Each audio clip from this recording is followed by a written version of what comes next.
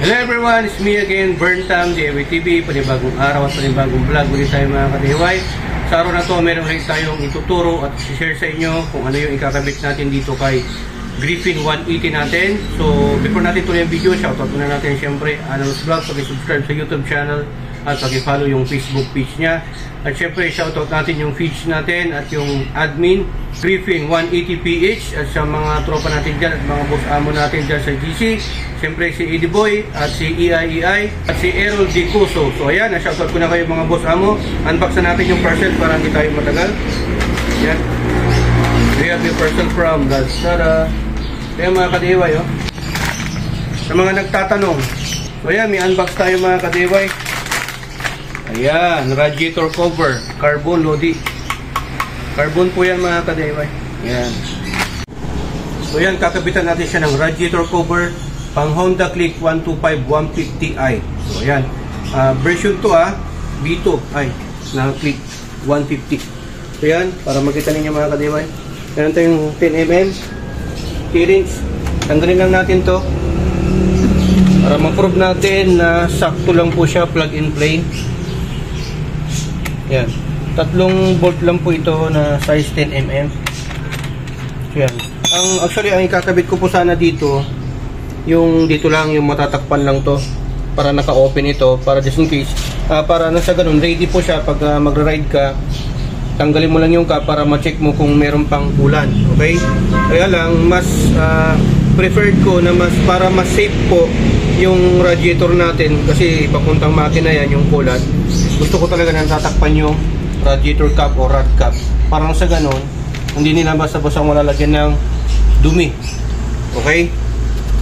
So, ayan mga ka-DIY, pwede nyo rin pong palitan ito. Ganyan po ang itsura nitong radiator natin. 1 rows lang po yan.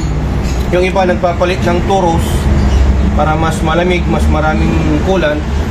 Ayan, pero sa atin, hindi na muna natin papalitan yan kasi stock is good. Sabi nga nila, under warranty pa naman tayo. So, ayan.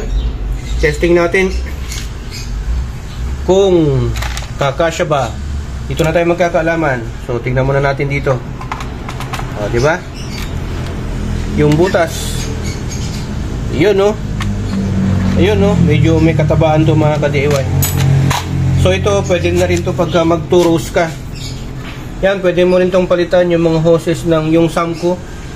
Depende sa kulay, may kulay blue. Okay? Tapos ito rin yung oxygen sensor or CO2. Yan, kakabit na natin. Ganito lang po yung pag-check dito. Push mo lang, push mo.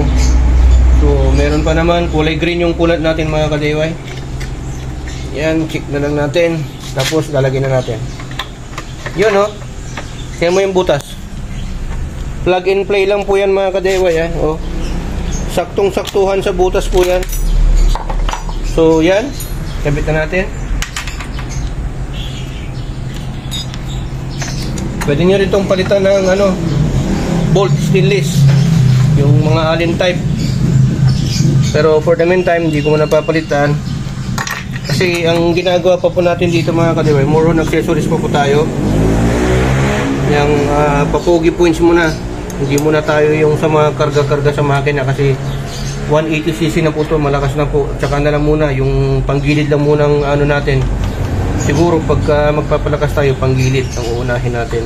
Pero for the meantime, itong munang mga accessories na abubot, mga burluloy. So huwag nyo munang masyadong hipitan ng mabuti para hindi mag-crack. So ayan, plug and play.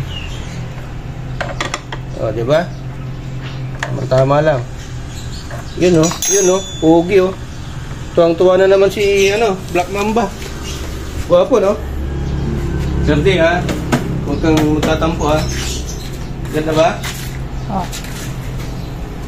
Okay, so ayan mga ka-DIY, na-prove natin na plug and play lang po yung radiator cover ng Honda Click 150i version 2. Okay, version 2 kasi may version 1, 2, 3 baka. So ayan mga ka-DIY, yung link kung saan ko nabiling store, nalagay ko na lang po sa description below. Yan, kung may natutunan na naman po kayo sa vlog content natin sa ngayon.